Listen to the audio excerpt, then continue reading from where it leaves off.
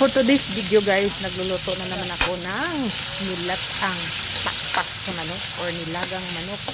So syempre guys, ang unahin natin sa pag-isa yung luya.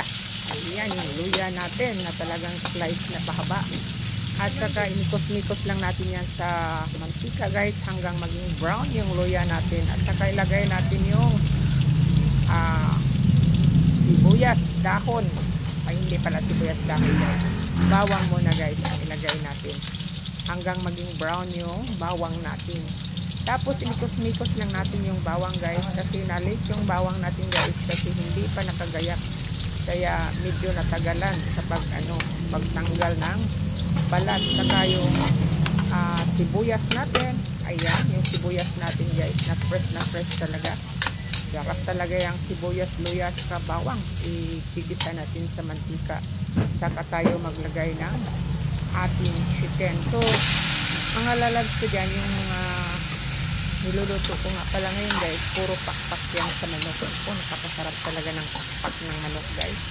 Pag nilaga mo yan, napakasarap talaga. So, kailangan na natin paghaluin natin yung manok sa mga sangkap dyan. Tapos, nakita ko yung isang manok na ano pa siya, yung talagang mayroon pa sa matalipid na balahibo kasi hindi ko kasi masyadong makita pag nakalagay sa tubig.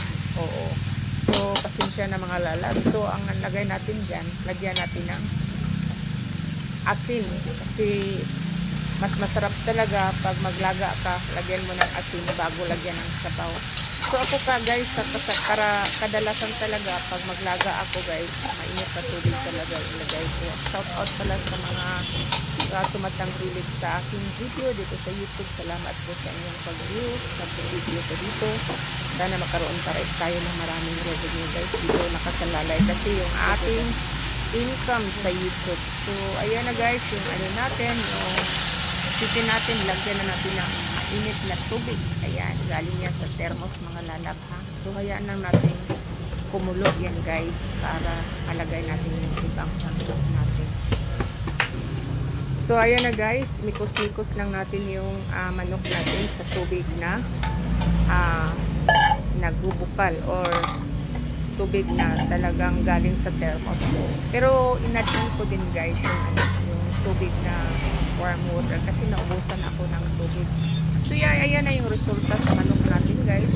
Ilagay na natin yung papaya dyan kasi yung manok natin medyo okay na siya. Pwede na natin ihalo yung papaya natin at saka yung tanglad kasi yung tanglad masarap talaga yung tanglad sa mga nilaga kahit baka, kahit baboy, buto-buto sa baboy.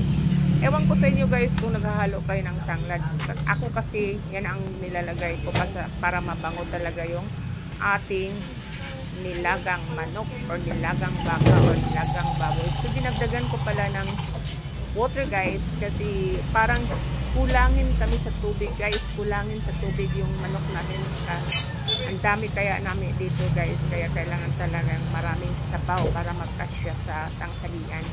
So ayan, nilagyan natin ng paminta guys. Kasi yung paminta, pampaalis yan ng langsa ng mga nilaga natin. Kailangan talaga lagyan natin yung paminta. Bukod sa may luya na yan, may ano na yan, may sibuyas na yan. At saka ilagay natin yung kulikot at sili na mahaba guys. Ayan, ay hindi pala.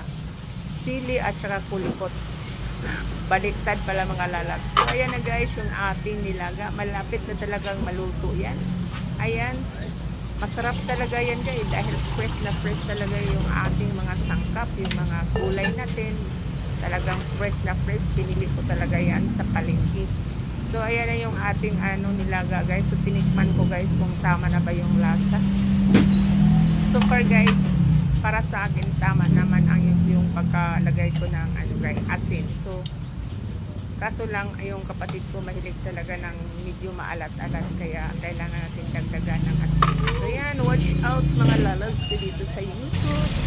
Thank you so much sa mga pa-comment niyo dyan at saka yung mga pa-like dyan. Salamat po. Ayan, inad-on na natin yung pichay guys.